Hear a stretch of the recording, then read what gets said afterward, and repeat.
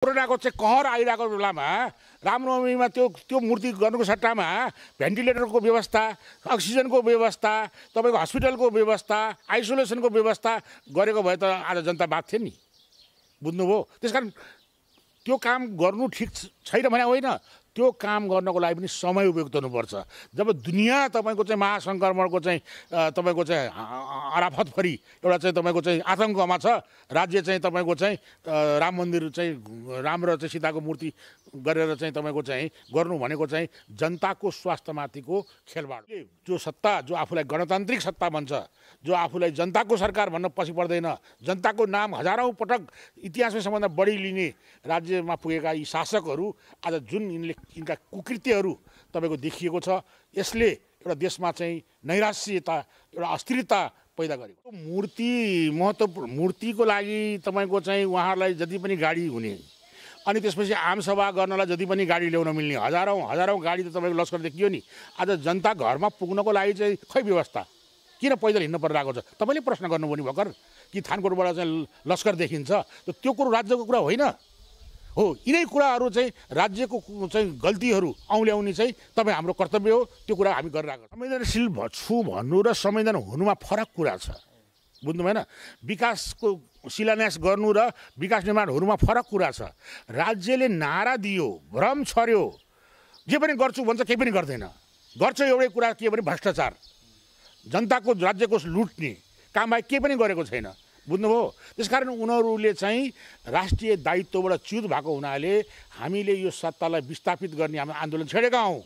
तर यो महासङ्क्रमणमा चाहिँ हामीले यतिखेर त्यो हाम्रो कुरो कार्यक्रमहरू स्थगित गरेर जनताको जीवन रक्षालाई पहिलो प्राथमिकता दिएर हिँडिरहेको छौँ। त हामीले किन ल्याउनु पर्यो र?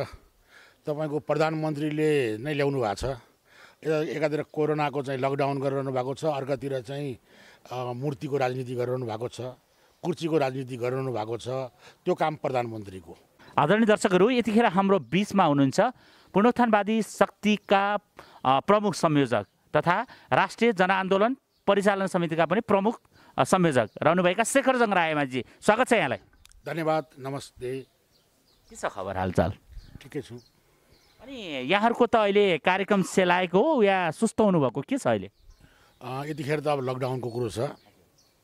अब देशमा ठुलो एउटा सङ्कट, महामारी आएको छ। लाखौँ मान्छे बेरोजगार भएका छन्। अब हस्पिटलमा तपाईँको चाहिँ अक्सिजनको अभाव, भेन्टिलेटरको अभावले मान्छेहरू चाहिँ तडपी मर्नुपर्ने अवस्था छ।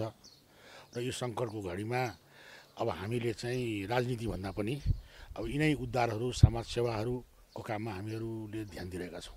होइन, जस्तो त्यसै गरी सरकारमा रहेको पार्टी त एकातिर छँदैछ होइन। नेपाली काङ्ग्रेसका सभापति शेरबहादुर देउवाले पनि कोरोनासँग लड्नको लागि नेपाली काङ्ग्रेस सिङ्गो रूपमा अब स्वयंसेवक परिचालन हुन्छ भनिरहेको अवस्था हो होइन। तपाईँहरू राजावादी भन्नुहुन्छ होइन, तपाईँहरू चाहिँ कार्यक्रम पनि गर्न सक्नुहुन्न, केही पनि ल्याउनुहुन्न, खालि सडकमा 100 मान्छे उफ्रिने, अनि तपाईँहरूको यो बेला दायित्व छैन? राम्रो प्रश्न गर्नुभयो। अब यो कार्यक्रम त हामीले किन ल्याउनु पर्यो र? तपाईँको प्रधानमन्त्रीले नै ल्याउनु भएको छ। एकातिर कोरोनाको चाहिँ लकडाउन गरिरहनु भएको छ, अर्कातिर चाहिँ मूर्तिको राजनीति गरिरहनु भएको छ, कुर्सीको राजनीति गरिरहनु भएको छ। त्यो काम प्रधानमन्त्रीको। हाम्रो काम चाहिँ यतिखेर कसरी यो रोगबाट लड्ने, कसरी तपाईँको चाहिँ यसका चाहिँ सेफ्टी मेजरहरू अपनाउने, जनतालाई कसरी सचेत गराउने, कसरी क्षति कम गराउने, कसरी उनीहरूलाई चाहिँ यसबाट उद्धार गर्ने, यसमा हाम्रो ध्यान छ। त्यसकारण हाम्रो ध्यान चाहिँ यो भिड जम्मा गर्ने, तपाईँको चाहिँ रोग फैलाउने कामको जिम्मा चाहिँ हामीले प्रधानमन्त्रीलाई, सत्ताधारीहरूलाई दिएका छौँ। होइन, एउटा कुरा यहाँलाई थाहा छ नि होइन, बिहानभरि काम गरेर साँझ खाना खाने होइन, त्यो कमाउने सन्ता अथवा त्यो खाना नपाएर छटपटाइरहेका मान्छेहरू यहाँले देख्नु भएको छ है। अब जस्तो काठमाडौँबाट हिँडेर हिजो मुगलिङ पुगेका मान्छेहरूको अवस्था पनि देख्नुभयो होला होइन। छटपट छालाहरू पक पक उक्केका घटनाहरू पनि देख्नुभयो होला होइन। तपाईँहरू राजावादीले तिनलाई भोको पेटमा केही दिनुपर्छ भन्ने सोध्नु भने सत्तालाई गाली मात्र गर्ने, अनि तपाईँले चाहिँ केही गर्नु पर्दैन? राम्रो संवेदनशील प्रश्न सोध्नुभयो। ठिक हो, तपाईँको चाहिँ लकडाउन भन्ने बित्तिकै एक किसिमको जेल जस्तो हो। लकडाउन गरिसकेपछि नागरिकको जो असहाय छन्, जो निमुखा छन्, उनीहरूको गाँसबासको जिम्मेवार राज्य हुन्छ, सत्ता हुन्छ, सरकार हुन्छ। त्यसबाट उनीहरू बिल्कुल विमुख भएका छन् र जुन पहिलो पटक पनि जुन किसिमको लकडाउन गरियो त्यो बेलामा झन् तपाईँको चाहिँ दशौँ हजार मान्छेहरू तपाईँको चाहिँ अश्रु धारा बगाएर जुन किसिमको विभत्स दृश्य तपाईँ हाम्रो सामने थियो त्यो दृश्य देखिसकेपछि यदि राज्य तपाईँको चाहिँ जनताको हुन्थ्यो, यदि राज्य तपाईँको चाहिँ संवेदनशील हुन्थ्यो, जवाफदेही हुन्थ्यो भने पक्कै पनि युरोपमा दोस्रो लहर आइसकेपछि संयुक्त राष्ट्र सङ्घले पनि विश्व स्वास्थ्य सङ्गठनले पनि नेपाल सरकारलाई सचेत गराएको थियो। तर यी सत्ताधारीहरू त तपाईँको संसद किन्ने, संसद लुकाउने, कुर्सी बचाउने, झगडा गर्ने यस किसिमको फोहोरी खेलमा लागे र इतिहासमै जो सर्वहाराको नाम लिएर आएको सरकारले नेपालका निमुखा असहाय सर्वहारा श्रमजीवीहरूको सबभन्दा ठुलो बेहाल यही अवस्थामा भएको छ। र जहाँसम्म तपाईँ हामीले भन्नुभयो, हामीले हाम्रा सम्पूर्ण जति पनि राष्ट्रवादी साथीहरू छौँ, देशभक्त साथीहरू छौँ, उहाँहरूलाई आह्वान गरेका छौँ जो जहाँ जसले सक्छ सहयोग गर्नुहोस् भनेर हामीले आह्वान गरेको छौँ र हामीले कानुनको पालना गर्नुपर्ने हुनाले हामीलाई तपाईँको चाहिँ कुनै किसिमको पास प्रबन्ध गर्न हामीलाई रोकेको अवस्था छ, राज्य पुरा लागेको छ र यसले चाहिँ व्यक्तिले अहिले हामीले चाहिँ यस किसिमको उद्धार कार्य गर्न हामीलाई चाहिँ कानुनले पनि दिइरहेको छैन, हामीलाई त्यो समस्या छ।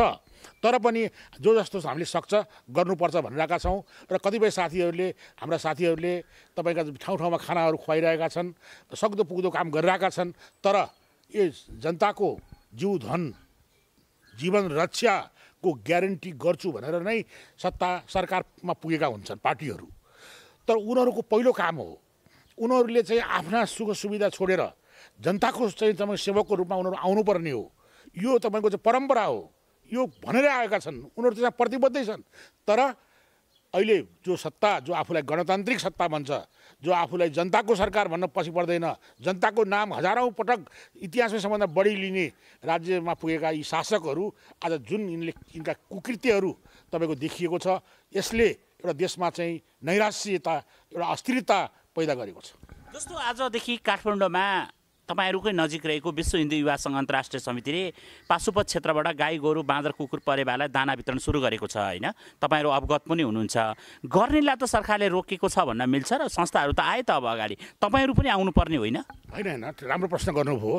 त विश्व हिन्दू युवा सङ्घ पनि हामीसँग एउटा सैद्धान्तिक रूपमा आबद्धै संस्था हो त्यो, र त्यो संस्थाले गर्नु भन्नु नै हाम्रो साथीभाइले गरेको हो। त्यस्तै प्रकारले हामीले लाग्दो पुग्दो ठाउँमा त हामी पछि परेकै छैनौँ। हामी यहीँ अहिले म टोलमा पनि बिहानभरि अहिले चाहिँ तपाईँको चाहिँ सबै ठाउँमा के कसो छ प्रबन्ध भनेर हामी हिँडेकै छौँ र जसले जहाँ सक्छ त्यहाँ गर्ने हो। त सङ्गठित रूपमा गर्न सक्ने अवस्था चाहिँ छैन, राज्यले रोकेको छ। तपाईँले चाहिँ तपाईँको चाहिँ भेला हुन दिएको छैन, हिँड्न दिएको छैन होइन, तपाईँको चाहिँ पास वितरण रोकेको छ भनेदेखि तपाईँ पत्रकारहरूलाई दियो होला, कता केही चाहिँ तपाईँको चाहिँ कसैले केहीले पाए पनि होलान्। तर तपाईँको जुन किसिमले प्रबन्धकीय हिसाबले गर्नुपर्ने थियो त्यसमा सरकार चुकेको छ र यसले गर्दाखेरि जनताहरूलाई ठुलो शास्ति पाएको म देख्दछु। होइन, अर्को कुरा हेर्नुहोस् न, तपाईँहरू पास भन्नुहुन्छ होइन, सरकारले सामाजिक परम्परा संस्कार र पद्धतिलाई विश्वास राखेर विवाहको लागि पास चाहिँदैन भनेर सरकारले सूचना गर्यो, कार्डका आधारमा हिँड्न पाउनुहुन्छ भन्दा हिजो मात्र काठमाडौँमा झन्डै 1400 भन्दा बढी नक्कली विवाहका कार्डसहित मान्छेहरू नियन्त्रणमा लियो होइन। अनि त्यस्तो हुँदा चाहिँ तपाईँहरू आरोप मात्र लाउने कि तपाईँहरूले पनि निगरानी गर्नुपर्छ, के भन्नुहुन्छ तपाईँ? होइन, त्यो काम त हाम्रो होइन नि, राज्यको काम हो नि। त्यो निगरानी गर्ने काम राज्यको हो, हाम्रो त्यो काम होइन। हाम्रो चाहिँ के हो भने जनताले दुःख पाए, जनता असहाय भए, उनीहरूलाई चाहिँ राज्यको आँखा खोलिदिने, सचेत गराउने, हामीहरूले चाहिँ टेलिफोनबाट विभिन्न माध्यमबाट तपाईँको चाहिँ नेटवर्क मतलब हाम्रो चाहिँ कम्युनिकेट विभिन्न माध्यमबाट हामीले चाहिँ सरकारलाई जानकारी दिने हो। बुझ्नुभयो? एउटा व्यक्तिले त तपाईँको चाहिँ राज्य पाल्न सक्दैन नि। तर राज्य जो दुनियाँ जनताले बनाएको करबाट राज्य कोषबाट चल्ने राज्य जो छ शासक जो छ उनीहरूको ड्युटी हो नि। उनीहरू ड्युटी हिँड भएपछि जनताले दुःख पाउँछन्, पाइरहेको अवस्था त्यही हो। त त्यो अवस्था हुनुहुन्न भनेर हामीले आवाज बुलन्द गरिरहेको चाहिँ अवस्था छ। जस्तो यहाँले यो दोस्रो कहर जुन कोरोनाको देखिरहेछ यतिखेर होइन, देशको साँच्चैले भन्नुपर्छ यतिखेर भारतमा दैनिक रूपमा 5000 मान्छे मर्न थाले भनेर भन्नुभन्दा पनि हामी कहाँ 35 जनाको मृत्यु चाहिँ मृत्युदरको सङ्ख्याको हिसाबले भारतभन्दा हामी अगाडि छौँ होइन। र हामी कहाँ कोरोना सङ्क्रमित पनि भारतको भन्दा अगाडि पुगिसकेको अवस्था हो होइन। यस्तो बेला जसरी तपाईँहरूले निर्णायक आन्दोलनका कुरा गरिरहनुहुन्थ्यो होइन, अब निर्णायक आन्दोलन होइन, तपाईँलाई त सजिलो भयो होला है। अब त तपाईँले देखाउनु नपाउनु पनि भयो नि त होइन, अब भन्दै भइहाल्यो, के छ त्यसलाई पनि रोगसँगै लिएर हेर्न मिल्छ? निर्णायक आन्दोलन भनेको त तपाईँको जब महामारी सङ्कट आइसकेपछि हाम्रो प्राथमिकतामा जनताको जीवन रक्षा हुन्छ। जनताको जीवन रक्षा गर्ने बेलामा हामीले राजनीतिको कुरा गर्ने कुरो छैन। तर साथसाथै जो राज्य सरकार जसको दायित्व छ त्यो दायित्व च्युत भएपछि चाहिँ उनीहरूलाई हामीले तपाईँको सजग गराउने, उनीहरूलाई हामीले प्रेस दबाब दिने त्यो काम हाम्रो हो, त्यो हामी गरिरहेकै छौँ। जस्तो अहिले राजावादी सङ्घ संस्थाहरू यहाँहरूले लगभग 1300 भन्दा बढी संस्थाहरू छन् होइन। अघि पनि भन्नुभयो यहाँहरूले हामीले टेलिफोनका माध्यमबाट अरू माध्यमबाट आग्रह गरिरहेका छौँ, सहयोग गर्नलाई भनिराख्नुभयो होइन। तर टेलिफोनले जनताका निमुखा जनताको घरको चुलो बल्छ होइन? त्यो त राज्यको काम हो नि। किन सबै काम राज्यले भए तपाईँहरूको भूमिका के त? हाम्रो भूमिका त राज्यद्वारा राज्यलाई दबाब दिने, राज्यलाई उसको भूमिकालाई सजग गराउने काम नेपाली जनताले मताधिकारद्वारा यो जिम्मेवारी त राज्यलाई दिएको छ नि। राज्यको कर त हामीले राज्यलाई तिर्ने हो नि। त सारा कुरा राज्यसँग भावनाले यसको पहिलो जनताको जीवन रक्षा र उनको जीवधनको सुरक्षा, शान्ति सुरक्षा त राज्यको पहिलो कर्तव्य हो, सत्ताको कुनैमा सत्ताको। त्यो च्युत भएको अवस्था छ। त्यस कारण त्यो कुरा हामीले व्यापक रूपमा हामीले ठुलो स्वर गरिरहेका छौँ नि। हामीले त्यो आवाज उठाइरहेका छौँ नि। त्यो तपाईँहरू जस्तो मिडियाहरूलाई भनिरहेका छौँ। त्यस्तै प्रकारले हामीले विभिन्न प्रकारले तपाईँको रोग त सल्किने किसिमले त गर्न भएन, भिडभाड त गर्न भएन, बुझ्नु भएन? त्यो काम त प्रधानमन्त्रीले गरिरहेका छन्, उनै भिडभाड गरिरहेका छन्। हेर्नुहोस् दिनै पछि, बुझ्नुभयो? त्यो त्यस किसिमको गैर जिम्मेदार राज्य सत्ता छ। हामीहरूले भिड बनाउने कुरो आउँदैन। सबभन्दा ठुलो कुरो त जनताकै जीवन हो नि। जनता रहेन भने जनताको जीवनमा त वर्तमान सरकारले लकडाउन गरिसकेको छ होइन। स्वास्थ्यप्रति हामी संवेदनशील छौँ भनिरहेको छ होइन। तपाईँहरू चिच्चाउने मात्र हो भने के तपाईँहरू केही गर्नै पर्दैन? संवेदनशील छु भन्नु र संवेदन हुनुमा फरक कुरा छ, बुझ्नु भएन? विकासको शिलान्यास गर्नु र विकास निर्माण हुनुमा फरक कुरा छ। राज्यले नारा दियो, भ्रम छर्यो, जे पनि गर्छु भन्छ, केही पनि गर्दैन। गर्छ एउटै कुरा के भने भ्रष्टाचार, जनताको राज्यको लुट्ने काम बाहेक केही पनि गरेको छैन, बुझ्नुभयो? त्यसकारण उनीहरूले राष्ट्रिय दायित्वबाट च्युत भएको हुनाले हामीले यो सत्तालाई विस्थापित गर्ने हामी आन्दोलन छेडेका हौँ। तर यो महासङ्क्रमणमा हामीले यतिखेर त्यो हाम्रो कुरो कार्यक्रमहरू स्थगित गरेर जनताको जीवन रक्षालाई पहिलो प्राथमिकता दिएर हिँडिरहेका छौँ। जस्तो यो यो त तपाईँले कोरोनाका कुरा गर्नुभयो होइन। तपाईँहरू अब आवाज उठाउने हुँदो रहेछ, आवाजकै भरमा जनताका चुला बल्लान्। अब अर्को कुरा यहाँसँग रहेरै भन्नुपर्दा यहाँले अघि प्रसङ्गवश भन्नुभएको थियो मूर्तिको कुरा होइन। तपाईँले भनिरहेको मूर्ति प्रधानमन्त्रीज्यूले बालुवाटारबाट बिदाई गर्नुभएको श्रीराम, माता सीता, लक्ष्मण र हनुमानको मूर्ति भन्न खोज्नुभयो हो। किन, के का लागि? सुन्नुहोस् न, त्यो मूर्ति महत्त्वपूर्ण मूर्तिको लागि तपाईँको उहाँहरूलाई जति पनि गाडी हुने, अनि त्यसपछि आमसभा गर्नलाई जति पनि गाडी ल्याउन मिल्ने, हजारौँ गाडी त तपाईँको लस्कर देखियो नि। आज जनता घरमा पुग्नको लागि खै व्यवस्था, किन पैदल हिँड्नु परिरहेको छ? तपाईँले प्रश्न गर्नुभयो नि भर्खर कि थानकोटबाट लस्कर देखिन्छ, त त्यो कुरो राज्यको कुरा होइन हो। यिनै कुराहरू राज्यको गल्तीहरू औँल्याउने तपाईँ हाम्रो कर्तव्य हो। त्यो कुरा हामी गरिरहेका छौँ। इतिहासमा एउटा नयाँ कुरा हुन्छ क्या, कुनै चिजको पनि अध्याय हुन्छ। त्यो अध्यायको कुरामा कम्तीमा प्रधानमन्त्री केपी शर्मा ओलीले हाम्रो चितवनको माडीमा अयोध्या भनेर, भगवान् श्रीरामको जन्मभूमिको भनेर त्यति ठुलो आँट गरेर, त्यति ठुलो मन लिएर रामनवमीमा यात्रासहित गयो, रथ गयो होइन। नेपाल सन्त समाजले देवघाट धाममा भव्य स्वागत गरे होइन। आत्मानन्द गिरी, रामानन्द गिरी जस्ता स्वामी श्री रमानन्द श्री महाराजहरूले होइन। तपाईँहरू काठमाडौँ बसेर आलोचनै मात्र गर्ने, अनि रथको अघि पनि नजाने, रथलाई स्वागत पनि नगर्ने, अनि तपाईँहरू हिन्दूवादी पनि भन्नुहुन्छ, सुहाउँछ भन्न? सुन्नुहोस्, तपाईँले भावनात्मक कुरा गर्नुभयो कि त्यसो भए अहिले पशुपतिमा भिड लाग्ने त? तपाईँको गुजेश्वरीमा भिड लाग्ने? तपाईँको जुन कुरामा जुन काम उपयुक्त त्यो काम गर्न पर्यो नि। तपाईँको ठिक छ नि, रामनवमी उपयुक्त दिन थिएन र? कोरोनाको कहर आइरहेको बेलामा रामनवमीमा त्यो मूर्ति गर्नुको सट्टामा भेन्टिलेटरको व्यवस्था, अक्सिजनको व्यवस्था, तपाईँको हस्पिटलको व्यवस्था, आइसोलेसनको व्यवस्था गरेको भए त आज जनता बाँच्थ्यो नि, बुझ्नुभयो? त्यसकारण त्यो काम गर्नु ठिक छैन भने होइन, त्यो काम गर्नको लागि पनि समय उपयुक्त हुनुपर्छ। जब दुनियाँ तपाईँको महासङ्क्रमणको तपाईँको आराफतभरि एउटा तपाईँको आतङ्कमा छ, राज्य तपाईँको राम मन्दिर राम र सीताको मूर्ति गरेर तपाईँको गर्नु भनेको जनताको स्वास्थ्यमाथिको खेलवाड हो, जनस्वास्थ्यमाथिको खेलवाड हो। एउटा अवगत छ कि छैन शेखरजी, तपाईँले त्यो यात्रा गर्ने क्रममा काठमाडौँबाट झन्डै 9300 भन्दा बढी भक्तजनहरू जानुभएको थियो। जम्मा फर्कँदाखेरि कोरोना सङ्क्रमितको सङ्ख्या 2 जना देखियो क्या। अनि तपाईँ कसरी भन्नुहुन्छ कि कोरोना फैलेको छ? दुईजना भयो, भगवान्ले बचायो। अनि हजारौँलाई सल्केको भयो नि, के हुन्थ्यो? त्यो अवस्था थियो नि। आज हेर्नुहोस् त, आज चाहिँ तपाईँको चाहिँ हस्पिटलमा गएर हेर्नुहोस् त, अक्सिजन नपाएर चाहिँ छाती पिटी चाहिँ रोइरहेको मान्छेको अवस्था छ। बुझ्नु भएन? त त्यो अवस्थालाई त्यो यतातिर यो ध्यान नदिएर तपाईँको चाहिँ प्रधानमन्त्री चाहिँ रमिता मात्रै गरिरहेका छन्। र अहिले तपाईँको जुन किसिमको सत्ताको खेलहरू चलिरहेको छ नि, यो पनि तपाईँको चाहिँ असंवेदनशील कदम हो। यो यतिखेर सत्ताको लडाइँ छ नि। नेपालमा अर्को कुरा पनि भयो नि त। त्यत्रो 9300 जना मान्छे काठमाडौँबाट चितवन जाँदा तपाईँहरू यति ठुलो कुरा उठाउनुहुन्छ। तर राजाको सीमित 11-12 जनाको टोली भारतको हरिद्वार गएर कुम्भ स्नान गरेर फर्कँदा कोरोना बोकेर आउँदा चाहिँ तपाईँहरूलाई टाउको दुख्दैन भने के? होइन, राजाको त तपाईँको दिल्लीमा परीक्षणले चाहिँ नेगेटिभ देखायो नि, होइन? त्यो थियो। तर अकस्मात उहाँको फेरि यहाँ आएर पोजिटिभ देखियो। तर त्यहाँ नेगेटिभ देखिएको अवस्था थियो। जबकि तपाईँको पोजिटिभ देखिसकेपछि चाहिँ पूर्ण रूपमा यसका चाहिँ तपाईँका चाहिँ जो नर्म्सहरू छन् त्यो पालना गरेको त तपाईँ हाम्रो अगाडि सर्लङ्ग छ नि। जस्तो राजालाई कोरोना भयो, राजाको सवारी उपयुक्त समयमा थिएन भन्ने कुरा त हुनुभन्दा अगाडि पनि यहाँ चर्चा भएको थियो नि। यो बेला जानु हुँदैन, राजा जानु हुँदैन, यो बेला सङ्कट हुन सक्छ किनकि कोरोना भारतमा महामारीको रूपमा फैलिएको थियो भन्दा राजाका आसेपासे गासे ढोके चम्चे सचिवहरूको कारणले गयो भनेर भन्नेहरू पनि त अहिले आइरहनु भएको छ नि त। तपाईँ के भन्नुहुन्छ? होइन, कुरा जहाँलाई पनि हुन्छ। भारतका सन्त महन्त समाजले उहाँलाई श्री 5 महाराधिराजको हैसियतले विश्व हिन्दू सम्राटको नाताले उहाँलाई आमन्त्रण गरिएको थियो। र त्यो बेलामा उहाँका जति सल्लाहकारहरू थिए सबै बसेर चाहिँ विभिन्न हिसाबले चाहिँ त्यसलाई जान उपयुक्त हुन्छ भनेर भयो र महाराधिराजको सवारी भयो। सवारी भइसकेपछि त्यसपछि फर्केर आएर पनि दिल्लीको परीक्षणसम्म पनि देखाएको थिएन, होइन?